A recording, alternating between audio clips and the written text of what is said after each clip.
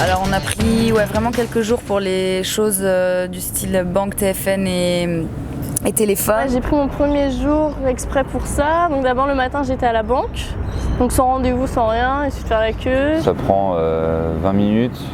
Ils t'ouvrent un compte en banque, c'est assez facile, les gens sont là, ils connaissent, ils ont l'habitude des backpackers. Même si tu parles pas très bien anglais, il n'y a pas de problème. Le compte en banque, on a besoin de son passeport, donc c'est très vite. J'ai reçu ma carte bancaire donc une semaine plus tard.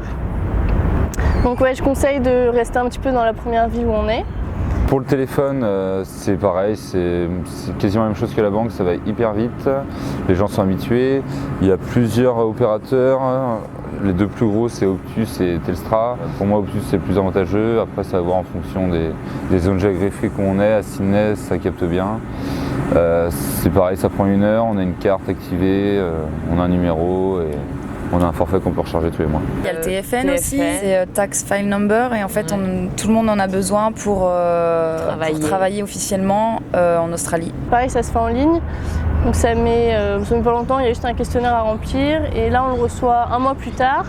Donc c'est pareil, c'est par courrier, mais c'est pas très grave si on reste pas dans la même ville, il suffit de les appeler pour expliquer qu'on n'a pas le courrier et ils te le donnent par téléphone. En fonction du travail que tu fais, tu as besoin de t'enregistrer soit sur ton RSA pour pouvoir travailler dans l'hôtellerie. C'est encore un petit budget, c'était de l'ordre de 130 $. Ouais. Et oui, c'est sur une journée, c'est un petit test à la fin de la journée, c'est pas compliqué. Ça t'a white card pour travailler dans tout ce qui est bâtiment. Ça prend 3 heures sur internet ou une journée en agence.